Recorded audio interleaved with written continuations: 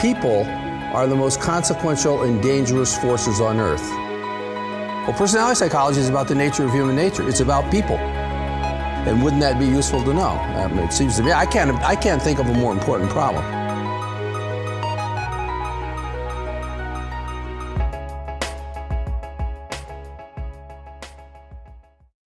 Hello, everybody, and welcome. I'm Blake Loepp, PR manager at Hogan Assessments and co-host of the Science of Personality podcast. And I'd like to thank all of you for joining us today for the latest edition of the Science of Personality Live. For those of you who don't know, Hogan has a bi-weekly podcast called The Science of Personality, where we bring in guests who are leaders in their field to talk about personality and the various ways it impacts our lives.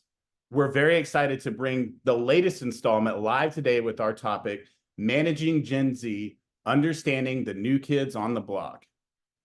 We want today's session to be engaging and interactive, so we'd love to hear what questions you may have for us. There will be a Q&A session at the end of the discussion, so if you want to submit a question, please do so using the Q&A feature at the bottom of your screen.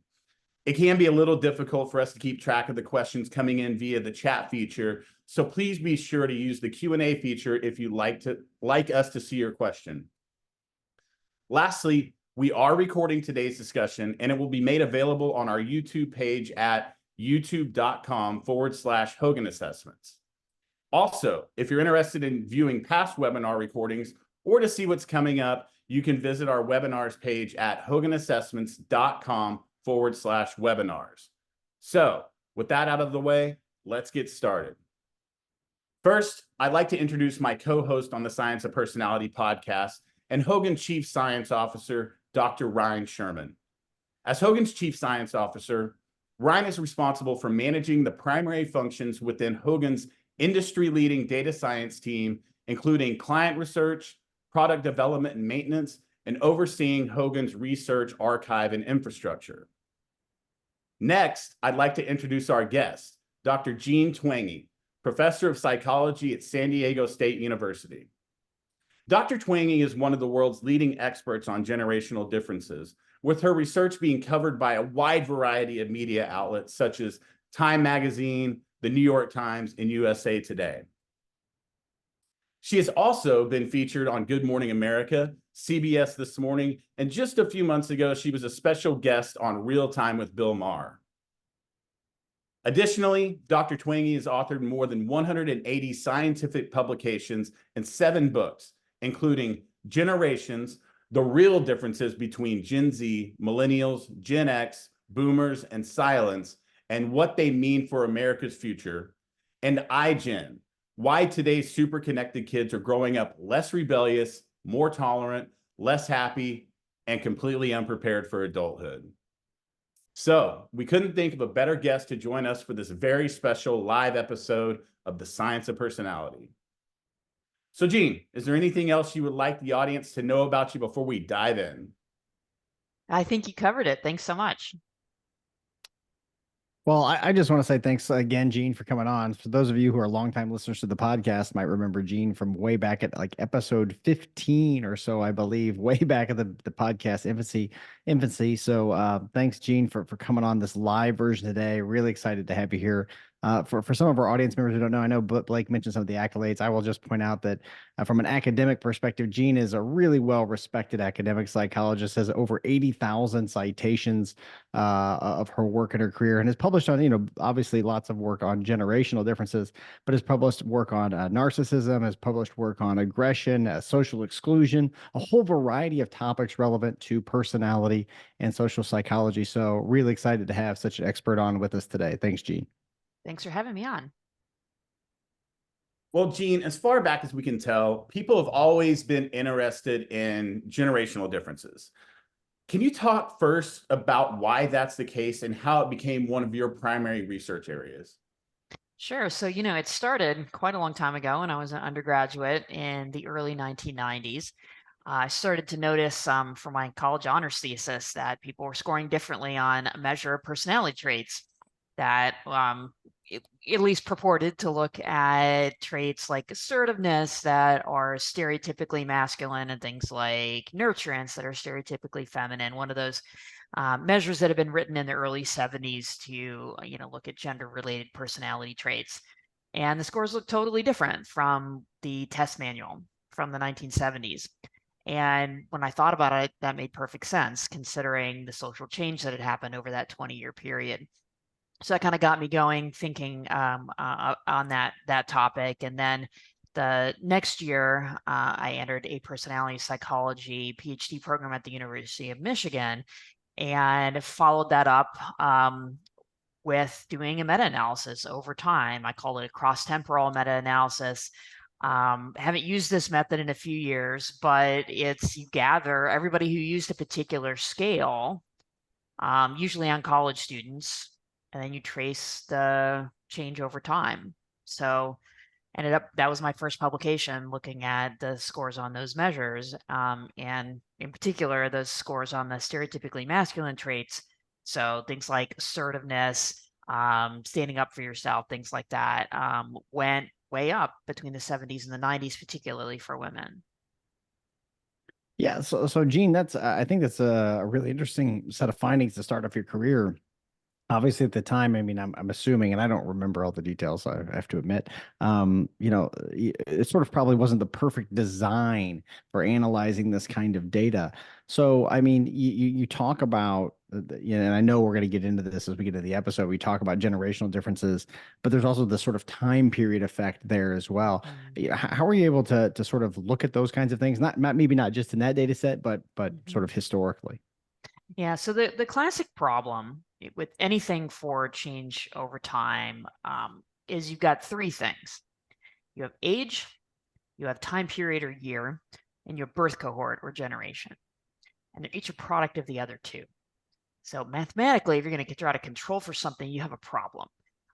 You just can't, through most traditional analyses, control for both, because you're going to end up with problems if you try to do that. So, a lot of times, a lot of analyses, a lot of papers out there have controlled for one and then said, okay, the effects can be due to the other two. So that first study I ever did, and many of those since that I have done, uses that method, which some people call time lag. People try to call it longitudinal. It is not longitudinal. Longitudinal follows the same people as they age. Here we're talking about getting people of the same age at different points in time. So it's different people, but it does control for age. So at least you're not getting age differences. But it's true, you can't distinguish in those analyses between birth cohort and generational effects, meaning it's unique to that generation, and then time period effects. So maybe everybody changed of all ages, of all generations over that time. So as you know, because you were my co-author on some of these papers, we can do APC analysis, a little newer, fancier type of analysis to try to separate those effects out. Yeah, well, I think it's a really important for people to understand that, because I mean, we get questions, and I know obviously you get questions about these things all the time, about why are these groups different, or where do these group differences, or where do these time differences come from, and I think it's really important for people to understand that there are three possible ways that we can see those differences, and it's not always so easy to disentangle. It's not always so easy to identify where those differences are coming from. And even then it gets even worse. And we'll probably talk about this a little later too. Even if you could isolate something to like a generational difference, and I'm sure we're going to talk about some of this, even more questions seem to come up about, well, why are those generational differences? What is it that makes this generation different from that one? And maybe I'm sort of leading us ahead of schedule here, but anyway, I think it's really important for the audience to understand that those kind of questions come up a lot, and they're not very easy to answer. Yeah, they're not. And I personally think that getting age out of the equation is the most important part, because that tells you what's different. Like, say, if you're a manager thinking about your young employees, well, are they this way because they're young, because they're 22 or 29, or are they this way because things have changed? And even if you can't necessarily separate generation from time period, at least something is different, and that it's about cultural change. And I think that's still helpful. that I agree. Well, yeah, Ryan, you were kind of getting a little bit into my next question, but Jean, before we dive into Gen Z specifically, can you tell us more broadly about why people differ over time and what might be causing those differences? I mean, I know you mentioned age and all of that, but let's dig in a little bit more to Yeah, that. absolutely. Yeah, the great news is most of the analyses I do, we don't have to worry about age because age is held constant. I work with data sets that go back decades. And because a lot of the stuff out there on generational differences at work has one-time samples where you can't separate the two. You don't know what's due to age and what's due to generation. And those can still give you a snapshot of say the current workforce, but it's more difficult to tell, is this just because people are young or is it because they're of a certain generation? So in my most recent book, Generations, which came out last year, and the paperback will be out in November, that was the big question that I wrestled with in chapter 1. Why do generational differences happen in the first place? So the traditional theory is that it's due to major events. It's things like wars, pandemics, economic cycles, that the millennials are who they are because of the Great Recession, for example, or that boomers are who they are because of being born after World War II and being drafted in Vietnam, those types of arguments. However, when you really think about why is it different to live now compared to 200 years ago or 100 years ago or 50 years ago or 20 years ago, it's not major events. I mean, sure, that shaped the world we live in, but long term and how people live and the values that they have, it's technology. That's what's had the biggest impact. That's what makes living now so different. And I think that's also what shapes generations, because that's what generations are about, cultural change. That's where they come from. So technology, just to be clear, isn't just smartphones and social media. It's also better medical care, faster transportation, labor-saving devices, like all of these things we kind of take for granted that have really changed our lives and for the most part made them better. It's also not just the direct effects of technology on cultural change in generations. There's also these downstream effects. And there's 2 downstream effects that come up the most often. One is individualism, more focus on the self and less on others. That tends to happen more in technologically complex societies as people can be more independent from others when technology helps them out. When you have a grocery store to go to and a microwave to use, it's easier to live alone. It's just one example. The other big one is what's called the slow life strategy. So this theory comes from evolutionary psychology, and it says that there's these different strategies parents can use, that they can either have a lot of kids and just kind of hope it works out, which is the way they did it like mid-20th century, or you can have a few kids and nurture them really carefully. And that second scenario, that tends to happen when you have more technology, partially just because of birth control and having fewer children, smaller families, but also because education takes longer to finish and lifespans lengthen. So when you have those 2 qualities, the entire developmental trajectory slows down. So children are less independent. Teens are less likely to do adult things like get a driver's license or have a paid job or go on dates. Young adults take longer to marry and have children and settle into careers. Middle-aged people look and feel younger than their parents or grandparents at the same age. So 50 is the new 40, 60 is the new 50. Older people enjoy more years of healthy life. So that's the slow life strategy. It does a really good job of explaining a lot of the cultural change that we see around us that has often, in my opinion anyway, been kind of confusing, that people have said, well, but isn't it a good thing that high school students are less likely to drink alcohol and have sex? Doesn't that mean they're more responsible? Well, but is it more or less responsible to have a job? Is it more or less responsible to have a driver's license? Is it more mature or less mature to drink alcohol during high school? It doesn't really fit. It's kind of judgmental of like good versus bad. Good versus bad doesn't really explain it. What explains it is that teens are simply taking longer to grow up.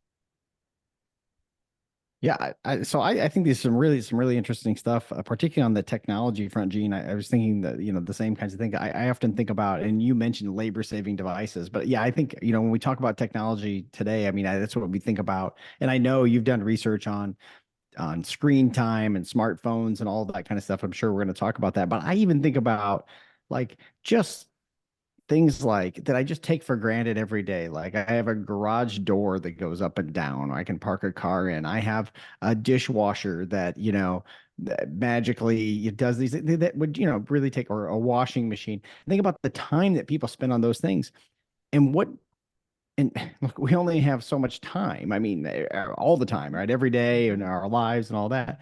And with these labor saving devices, how they change the way we spend our time, it makes sense that that would change, at least culturally, whether that's a generational effect or whether that's a time period effect. It would really change the way we behave and the way that we think.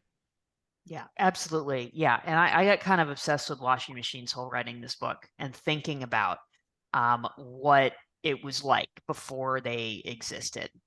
So, I mean, you think 200 years ago, it was, you had a huge metal pot over an open fire and you were stirring it and then using really harsh soaps. And then, I mean, it would take all day, right? I mean, and now you just store it in and you walk away. I mean, it's incredible. And then I think people forget that 100 years ago, we didn't have washing machines like we do now. They had the wringer. That's what my grandmother used. So on my mom's side, my grandmother raised 8 kids on a dairy farm in Minnesota, and in the mid 20th century. And that's what they had at first. When she had her first child, it was the wringer washing machine that they had. I mean, it's crazy to think about how different her life was compared to mine. And the slow life strategy explains a lot of those differences, along with the technology of that just has completely changed how we spend our time outside of work and school. Yeah, and this slow life history strategy thing I think it's also really interesting because I don't think and this is what I think people maybe don't appreciate as much about this, is that, this is a sort of a deep explanation for behavior change or why people behave in the ways that they do. And it's not conscious, right? It's not like people are sitting around thinking, well, with medical technology today, my children are likely to live much longer and survive past the age of 2 and 3 and 4. And so I'll just have fewer. It's not like people think about those kinds of things. It's just there must be something operating at this sort of subconscious level where we go, well, family sizes are smaller, and partly because there's also some evolutionary principle operating about procreation, about just, keeping this thing going, that you don't really, again, I don't think people sit around and think, geez, I really need to have more offspring so that my genetic line can continue.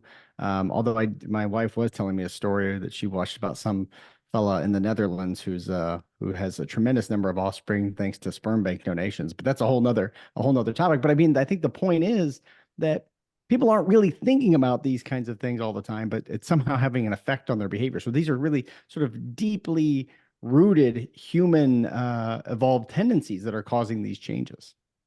And they're not individual, they're cultural and social as well. I mean, that's the other thing we have to keep in mind. Like the number of children that people have is a great example of that. And that's going to vary somewhat based on region and social class and neighborhood and things like that. But in a lot of places, at least in the US, there's a very strong social norm of that you have 2 children. And, onlys are becoming a little more common, but that social norm of 2 children. And then, if you're in the suburbs, maybe you have 3. But then any more than that, and people look at you weird. I have 3. People looked at me weird when I had my 3rd child. They thought that was very strange. And I thought that was really interesting as, with one foot in personality psychology, but another in social. So like I'm the co-author of a social psychology textbook as well. And I think that's just a very strong social norm. And again, you're right. It's not conscious. I don't think it's something people necessarily talk about. It's just, it's that very strong, human thing of like, oh, that's what everybody else is doing. Well, as a 3rd child, I'm glad that my parents broke that norm. Otherwise we wouldn't be here chatting with you today, Jean. So, okay, let's talk about Gen Z now. What makes them different, or what things stand out to you that you've seen For Gen Z? For Gen Z, yeah. Yeah. Well, I mean, I can kind of tell it as a story that, I have been doing this work on generational differences, as we said up top, for a long time. And after I did the cross-temporal meta-analyses, I started working with these large nationally representative data sets, mostly of teens, but also of adults. A lot of them go back to the 1960s, most of the 70s or 80s. And I got used to seeing changes there that were big, but they take a decade or two to get there. And then around 2012, and the data coming out for that year, I started to see changes that were bigger and more sudden. I'd really never seen anything like it. Since we're talking teens here, that means we're transitioning from those born, say, in the early 90s to the mid to late 90s. So it's what I ended up calling millennials versus iGen, which is my original label for Gen Z. So more and more teens started to say they felt lonely, that they felt left out, that they felt like they couldn't do anything right, that their lives weren't useful. And those last two are classic symptoms of depression. Clinical level depression also started going up. And it's important to note that that's not based on doctor diagnoses. It's a screening study of the whole population. And clinical level depression among teens doubled between 2011 and 2019. And notice it's before the pandemic. So there's a lot of talk about the mental health crisis being caused by the pandemic among adolescents. It started a good 9 years before the pandemic. Then the next question I usually get is, well, is it just symptoms? Are they just saying that? Probably not, because we see it in behaviors as well. So emergency room admissions for self-harm have skyrocketed, particularly among teen girls. We also see an increase in suicide among adolescents. So these are really, really big changes. And then that's between millennials and Gen Z. Is the most stark generational difference I'd ever seen. That, of course, led me to figure out, well, why is this happening? What other things are changing? And right at that same time that mental health was getting worse, I also saw that teens were starting to sleep less, and they were starting to spend a lot less time with their friends in person. So I thought that was probably not a coincidence. Those are two changes that aren't great for mental health, is not sleeping enough and not seeing friends in person. So then that, of course, begged the question of what was the ultimate cause. And after puzzling over it for a long time, I realized that that early 2010s time period was when smartphones became common and when daily social media use moved from something about half of teens were doing every day to something almost all were doing every day. So Jean, and I'm sure this is a question you get all the time, and it also touches on one of the questions we've already received in the Q&A here. How do you define a generation? How do you say, well, this, how do you define cut dates? What about people who are sort of feel like they're in between generations? All that Cuspers. kind of stuff. Yeah, that's right. Yeah. So I am the first to admit that the cutoffs are somewhat arbitrary. I will make a strong case for millennials versus Gen Z being sometime in the mid-90s based on the data, because most of the cutoffs don't necessarily correspond to any sudden change in the data. That one does. But boomers, the definition is usually 1946 to 1964. That's based on demographics and the birth rate and the total fertility rate. Gen X, I've seen every definition you could imagine. I use 1965 to 1979. I think that's roughly right. I've seen it started earlier, ended later, and everything in between. Millennials, same thing. I think that cutoff at the beginning, I use 1980. Some people use 82. I think, again, that line is somewhat arbitrary. You could make an argument for how old you were when 9/11 happened as for the cutoff. If you use 1980, then Gen Xers are all 21 and older, maybe like almost out of college or out of college. But I think, that one you can move around.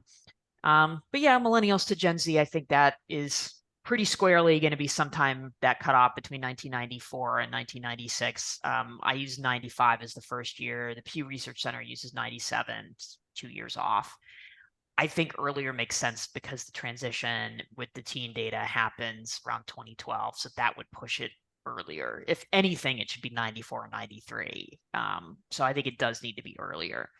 And then who knows, for between Gen Z and the next generation, which a lot of people call alphas, I call them polars, after melting polar ice caps and political polarization.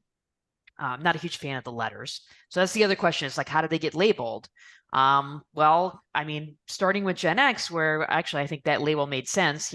I'm a Gen Xer. We were an unknown quantity from the beginning, but then it became Gen Y, but then that fell out of favor when millennials caught on. But then when we decided we were going to skip Y and we were going to still use Z, and then we're out of letters, so we have to go back to the beginning and use the Greek alphabet.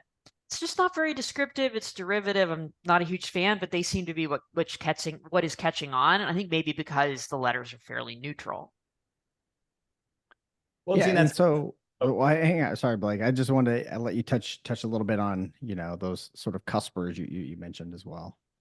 Yeah, well, I think it's really important when you're looking at generational differences to most of the time think about the entire span.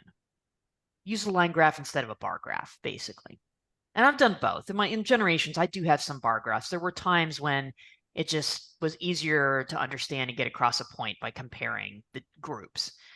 But most of the time, my graphs have year across that x-axis.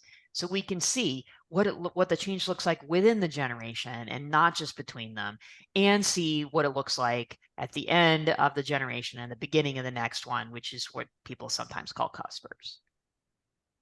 well, Gene, yeah, that really stood out to me because I was born in 1983. So, and I lived and grew up in a very rural part of Oklahoma, and this is, pre-internet. People say, "Oh, you millennial," and I'm kind of like, I feel a little bit more Gen X than I do millennial, and I wonder if that technology, because we weren't connected then, had maybe widened that, what the cusp would be compared to today. I didn't know if there was anything to that. Yeah, and you have to put some kind of definition on it to do analyses and just kind of, parse my book into chapters, like things like that. But I do think that which generation you fit in terms of your values and behaviors and so on is going to depend on some other factors too. So like my parents are silent generation, but they're very late silent generation. And I think some people who were born in the early 1940s feel like boomers, but like you, they grew up in rural areas where I think change came more slowly. And so I think they're pretty solidly silent generation for that reason. So I know what you're talking about. Well, I was just curious because I've thought about that just, for whenever I'm sitting around on the back porch, just thinking about random things, but that's one of the things that comes up. But for my next question, how does age play a role in all of this? Is age more likely to affect the personalities or behaviors of Gen Zers than their generation? I don't ask that question a ton because almost all the analyses I do have data over time. So we can compare, for example, 18-year-olds in the 70s versus 18-year-olds in the 90s versus 18-year-olds now or in the 2020s. So you have to think about it depends on your method, right? So if you're looking at cross-sectional data where you have a survey of, say, employees done at one time, that's where you really have to keep this in mind that, okay, we've got that data. Is Gen Z, do they look this way because of their age? That, say, in the workplace, they're going to be in their 20s? Or do they look this way because they're truly different from previous generations? So you do always have to keep that in mind. But it's not something that comes up a lot for me, just given the method that I use. Yeah, Gene, I was hoping you could talk a little bit about sort of the size of the data sets you use or the data sets that you have access to or where these data come from. Sure. So for my most recent book for generations, I just about a month ago finished doing the update for the paperback that will come out in a few months. And the final number for all the data sets I used in the book for the total sample size was 42 million. So these are big. Not all of them are millions, but most of the data sets that I'm working with are at least thousands, if not tens or hundreds of thousands of people. And they, for the most part, are nationally representative, or at least nationally representative of the population. So like there's a very large one of entering college students. So not all 18 and 19-year-olds are going to college, but they weight the data so it's nationally representative of all entering college students at four-year institutions around the US, for example. I do work with some international data sets. I mostly focus on the US. It's just when you're thinking about cultural change, and I know this because the project I'm working on right now is on an international data set, then you have to take the cultural differences into account as well as the change over time. The tables are incredibly long. It's just much more complicated. It's very interesting, and it gives you some great context to see, how do these changes look like around the world.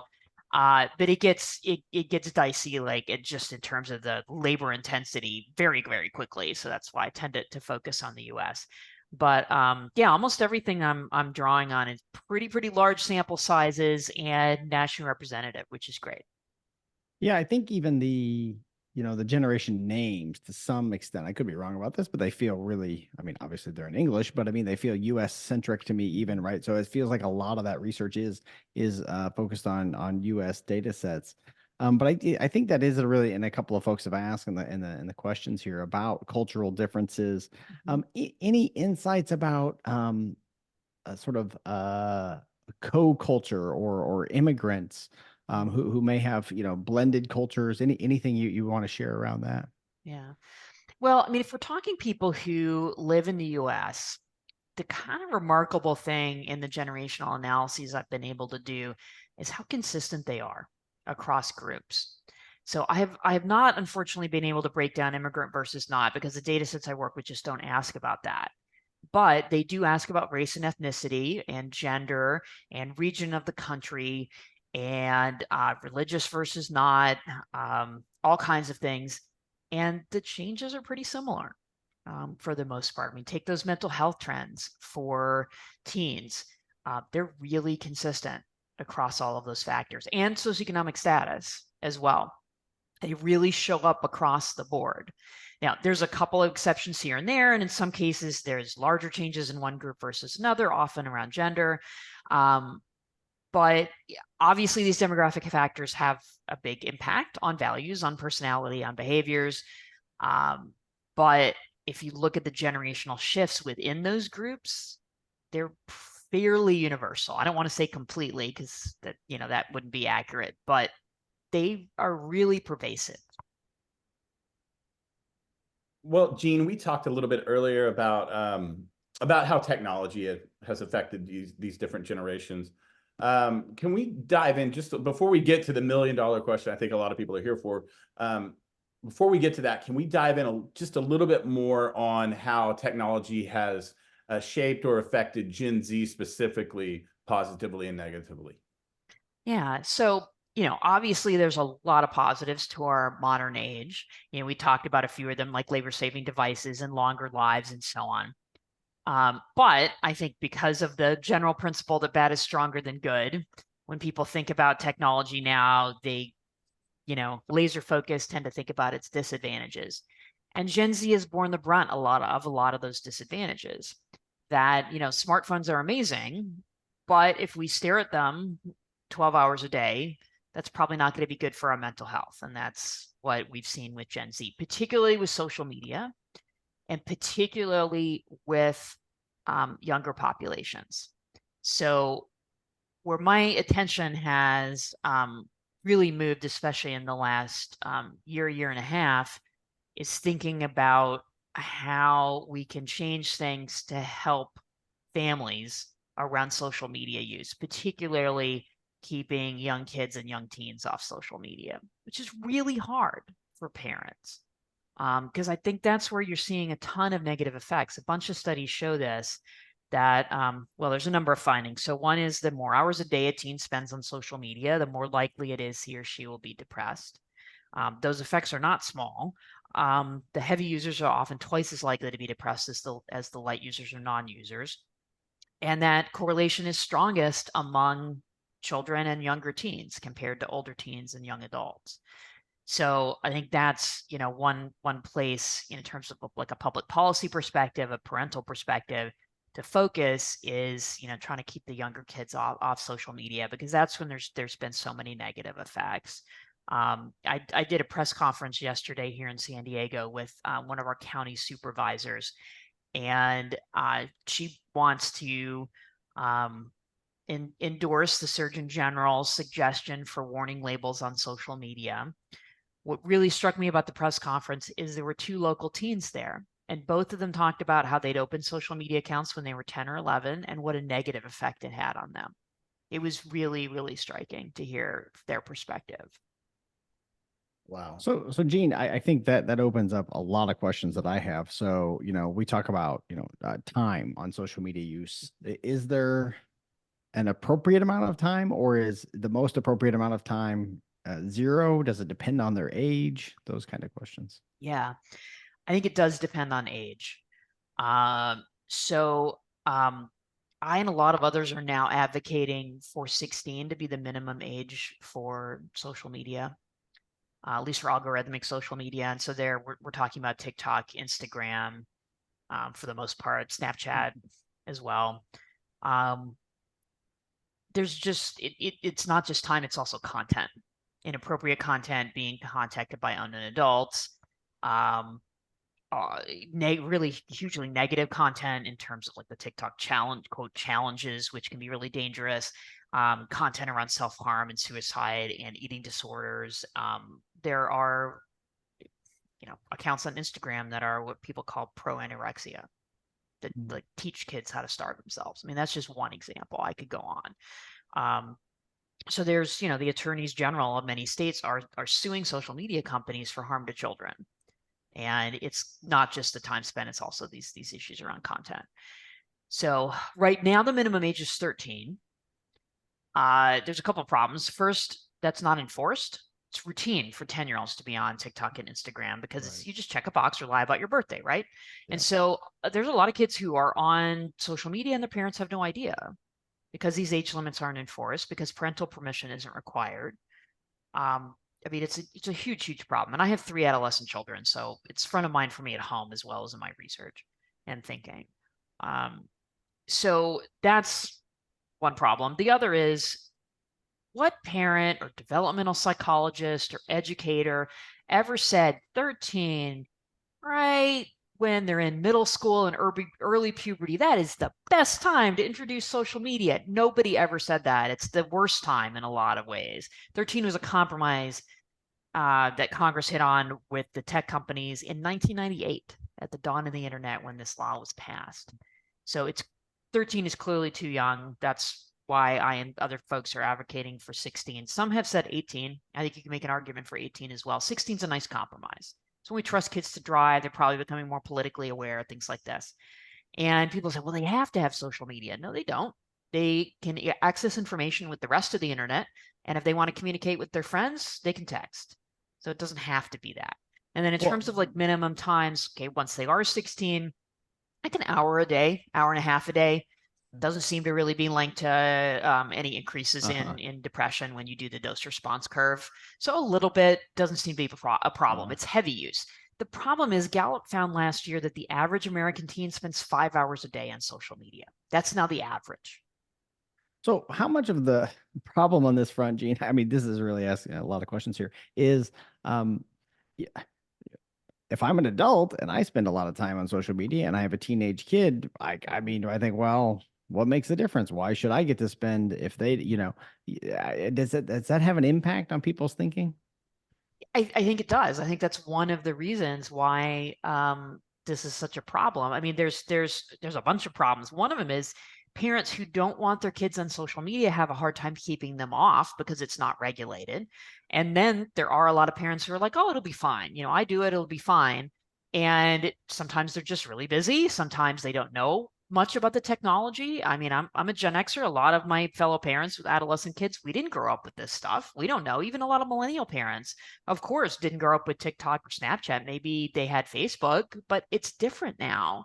And it's a different product. And we use it in a different way. And so do the kids. So, I think that's one reason why the Surgeon General came out with his recommendation for the warning labels, is to try to raise awareness. And would a warning label really do any good? Debatable, but just for calling it for that and putting the strength of his office and his viewpoint on it behind it, I think it helps raise awareness. And that's good. That's what we need.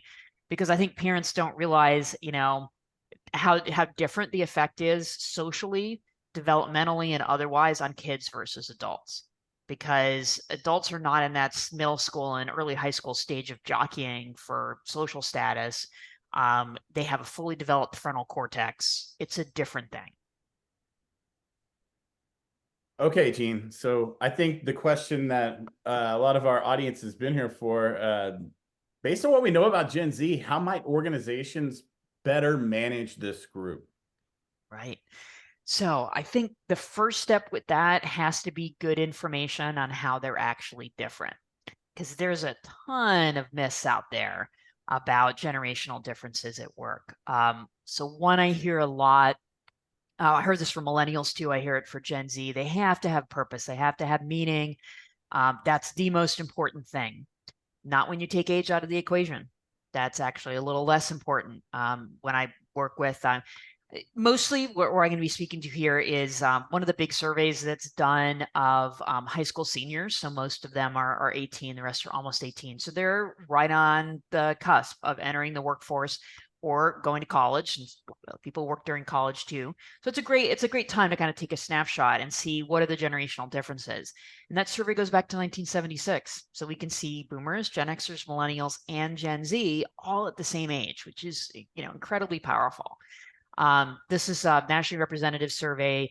It's administered out of the University of Michigan. I don't ever want people to think that I administer it myself. Those folks do an incredible job, and they deserve all the credit in the world. Plus, I was in kindergarten in 1976, so it wasn't me handing out those surveys. So when you do that, you look at a survey like that, you can really see what has actually changed. And we have to acknowledge these could be time period effects as well as generational effects. These are things that very well could be showing up for workers of all ages. What really shows up the most as the generational time period difference over that comparison is work-life balance. That's by far the biggest generational difference when you take age out of the equation. Mm-hmm. So Gen Z, compared to previous generations at the same age, less likely to say that they're willing to work overtime, less likely to say they expect work to be a central part of their life, more likely to say that having a lot of vacation time is important, things like that. But those trends have been going on for a while. Those should not be a surprise to managers who have been experiencing generational differences for a couple cycles now, because that started with Gen X. So we see that a lot. There's other differences that you have to keep in mind that are more recent, that distinguish, say, Gen Z from millennials. And I think these are really important because, like, a lot of managers, understandably, are confused by Gen Z because they are so different from millennials, and because now the oldest are actually 29.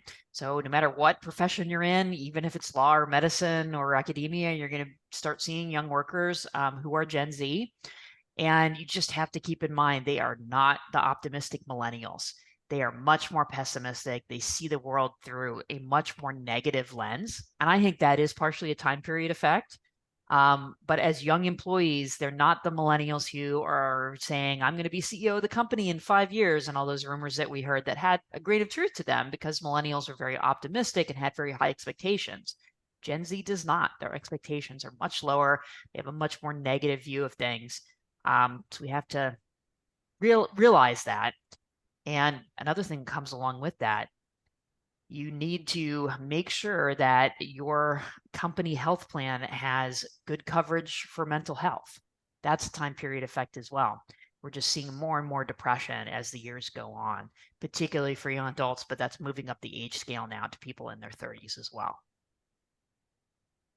This is really great stuff, Jean. And I'm going to piggyback on a few of the questions that are here in the chat. One person asked about stereotyping on generational differences. And I think this, given your background, I'm sure you would like to speak a little bit about individual differences as well. I mean, right, you're talking about, broad trends that I think are really useful advice for organizations. But do you want to speak a little bit about individuals and things like that? Absolutely. So, I think that's kind of a common criticism or caveat in this area, that aren't you stereotyping? Well, if this is stereotyping, so is pretty much all scientific research, because that's what we do in scientific research. We look at averages. With that said, absolutely, we have to keep that in mind, that these are averages, that there are many things that influence individuals. Generational differences is just one of them. You know, if you have two young employees and one is a Gen Xer and another is a Gen Zer, they're going to differ in all kinds of ways, not just their generation. But there are generational differences. They are large enough to be noticed, and they do have an impact on how people see the world and their attitudes toward work. But you do always have to keep that in mind. And that's true for any kind of difference. If you're thinking about regional differences or cultural differences or gender differences, you know, not every person is going to be a typical member of their group. So you always do have to keep that in mind. You know, I think it's also worth, commenting here, because I know a lot of our the viewers and listeners today are, folks who are Hogan users, right? And so they're familiar with some of our assessments and the work that we've done. And we've published a number of white papers and things looking at age differences, generational differences, those kinds of things on our assessments. And so I just want to make sure that the listeners understand in the work that we show, we definitely show these age differences very consistently. We see lots of age differences. We see some time period differences in scores on our assessments. We don't see as many generational differences. In fact, we hardly see any at all generational differences. But that's what I think people don't always follow when this discussion's happening, because the kinds of generational differences, Jean, that you do research around, that you do work on, I don't think are really the same things, right? As sort of like the sort of personality traits that we're looking at. I mean, a lot of the stuff I know you do work on is like sort of like attitudes towards work. Like you just gave great examples about, health insurance plans and about, attitudes towards work in general. Should I be working to make myself to be the CEO, or is, hey, look, I'm just happy to treat this as much more transactional. Those kinds of attitudes, I think we are seeing shifts. And I think that's an important distinction that I don't think people always realize. They want the answer to be one thing. There either are generational differences or there aren't. And I just think it's just really depends on what you're talking about. Yeah, it does. And I think there are some of these things that we're discussing are clearly generational rather than time period. So I would put one thing clearly in that area is that slow life strategy piece. Mm-hmm. That because we're talking about a particular developmental stage, like let's say high school and college, it is absolutely true that Gen Z is less likely to, drink alcohol, drive, go out on dates, all of that stuff during their high school years compared to millennials or especially Gen Xers or boomers at the same age. And we know that that's cohort because it's looking at a particular age group. I don't know. It's always a little tough to keep all three in your mind, but we know that that's not time period because we're talking about a particular developmental stage. We don't have a time machine to go back and say Gen Xers are going to stop driving. They're not changing at the same time because it's about that particular stage. So we know that the average 22-year-old who comes to you has had less experience with independence, for example, and decision-making on their own. That's especially true for your average 18-year-old or 19-year-old. They have less experience with a lot of adult things and a lot of, things related to independence compared to previous generations. And we know that that's a generational effect. The other one I think that is, somewhat generational, somewhat time period, but tilts toward generational is depression and mental health, because that started to move up the age scale, as I mentioned, to people in their 30s, but it doesn't seem to have yet really impacted people in their 40s and up. There's been some debate about the suicide rate, but that is influenced by so many other factors. Just setting that aside for a minute, just looking at depression rates, and any kind of indicator of anxiety. And so that would include neuroticism. So I'd be surprised if you don't find generational differences in neuroticism. That's the one personality trait where I would really expect to see them. The only thing I would point out on that is for us is our version of neuroticism doesn't include depression for reasons. But we can't ask those kind of questions in the workplace. So that's why I think that's actually one of the biggest differences, because if you look at like a Big Five measure of neuroticism, I talk about this with people all the time. A Big Five measure of neuroticism is a little bit different from our measure because of those kinds of things. All right. So, Gene, I thought, a couple of other people asked about this as well. There's notions of it being a coddled generation or an entitled generation, right? Those kinds of things. I mean, just, any thoughts around, that terminology? Is there any truth to this, or any, what do the data have to say? Because I think that's one of the things in this area. Pretty much everybody has an opinion on it, but not that many people have data. So we can take the entitlement piece as long as we're going to assume there's a fair amount of overlap between entitlement and narcissistic personality traits. Something interesting happens with narcissism. So we have the most data for college students. It's of course better to have high school. It's more representative, but just the way narcissism has been studied, it's been studied the most among undergraduates. So scores on the NPI, the Narcissistic Personality Inventory, which is a measure of narcissism in the normal population. So as a personality trait, not necessarily the clinical diagnosis. NPI scores among college students rose from the early 80s through about 2007. So that's from boomers to Gen Xers to early millennials. And then they went down. So for late millennials and then Gen Z, they actually went down. This is a surprise to a lot of people because the assumption is, each generation becomes more entitled. But that's one place where the economic situation seemed to be a reset. And then I think the technology piece, especially social media, is what kept those scores going down even after the economy improved. Because the early days of Facebook and MySpace and so on, like maybe you used those and they gave you more confidence.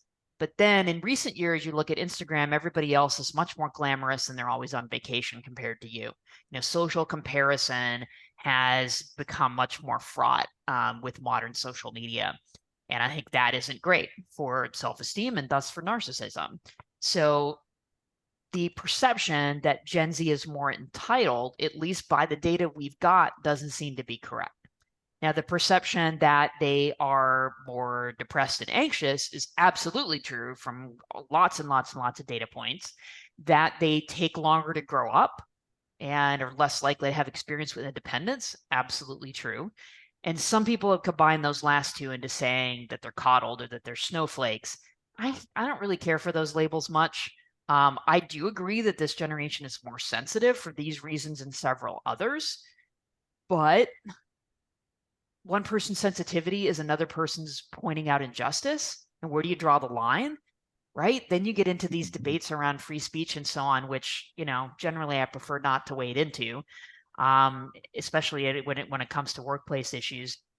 But yeah, that comes up, but that's probably partially time period as well. And I think it's counterproductive to have these negative labels. I mean, for me, understanding generations, that's what it's about, understanding. Not stereotyping, not criticizing, understanding. And I think when you try to put labels like snowflakes on generations, you quickly end up in trouble. Well, Jean, I think Ryan's been sprinkling in some of the questions from the audience, so we may not have an official Q&A session here at the end. I think one thing, because I did see a question there about, maybe it's Gen Z, eventually getting into these upper management roles and these senior management roles. So there are going to be some people on here who are eventually going to be managed by people from Gen Z. If you could look into the future, what do you think the management style, what do you think will be the Gen Z management style? Are they going to be different now that you mentioned things like the importance of work-life balance and all of these different things that are maybe a little more important to them? How do you picture them managing the generations to follow? I think they're going to be more empathic. So that's another study that shows a turnaround in the late 2000s of empathy among college students was going down, and then it came back up. Didn't go back up to where it was, say, I think in the 70s or 80s, but it came close. So that turned around. That shows up in workplace data too, that Gen Z compared to previous generations at the same age, more likely to say that they want a job that's directly helpful to others. So that may mean they may be attracted to certain professions, but I think it also means if they're in the business world, that they may look for that the ways that the company can help others. And as managers, they, I think, will be more likely to try to take the perspective of their employees as a management style. And this is a little more specific, so thus I'm going out a little bit more on a limb, but I think they will be more willing to be flexible in terms of where people work and when people work, and taking mental health days and all of those other issues that crop up. I think for Gen Z, that's something that they take for granted. Well, Jean, this has just been fantastic. We really appreciate you joining us. Ryne, any closing thoughts?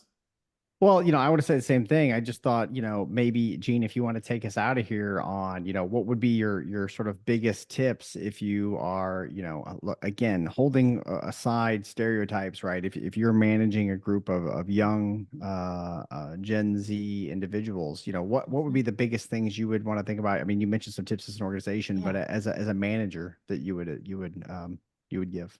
Yeah, I'll tick off a couple more. In recruiting, don't focus too much on the job being a great way to make friends, because that's actually a little less important to Gen Z than it was to previous generations at the same age. I think emphasizing how the job can help others is a great strategy for this group. Talking about work-life balance and having a realistic perspective on that, because I think that's the biggest challenge for managing Gen Z, is expectations around work-life balance. I wrote a piece recently on this for Fortune, so I'm kind of thinking through the bullet points in that piece. Just understanding that they probably haven't had as much experience with independence and decision making. They're going to need more structure. I see that with my undergraduates. After teaching for several decades, syllabi used to be 1 page. My syllabus is now 10 single-space pages. You got to spell things out, step-by-step instructions, at least at first. You can work them up to more independent work. But a lot of managers see this as a big challenge with recent generations of just, you can't just hand them something and expect them to go improvise. They need more instruction. And I think my last thing is, we've seen over the decades much more informality in the workplace in terms of language. And if you call your boss by a title or by their first name, and also, of course, in terms of dress, that people used to wear suits to work, and now they wear maybe button downs or just more casual clothing. And I think that trend is going to continue and maybe even accelerate. So the story I always tell is this one. My middle daughter is 14. She came down the stairs one day wearing pajama pants. I'm like, wait, you can't wear that to school. Come on. And she said, Mom, all the kids are wearing pajama pants. I'm like, no, they're not. Come on. And I'm not usually the one who picks her up, so I wasn't sure. A couple days later, I was the one who picked her up. All the kids were wearing pajama pants. So be prepared for that, managers. In a few years, your employees are going to want to wear pajama pants to work.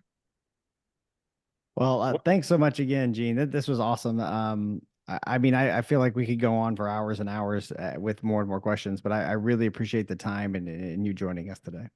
Absolutely. Thanks so much for having me on. Yeah, Jean, I couldn't agree more with Ryne. Really appreciated having you, and I think our audience really enjoyed this, and anyone who views this in the future with the recording is going to love it as well. So, and we want to thank all of you for joining the latest edition of the Science of Personality Live, and thanks again to Jean and Ryne for the excellent commentary. We'd love to connect with you on our social media channels. You can follow Hogan Assessments on LinkedIn, Twitter, and Facebook to stay up to date with all the exciting things we're doing. Also, if you're not already one of our loyal listeners of the Science of Personality podcast, be sure to check out our full library of episodes at thescienceofpersonality.com and be on the lookout for a new episode every other Tuesday. Cheers, everybody.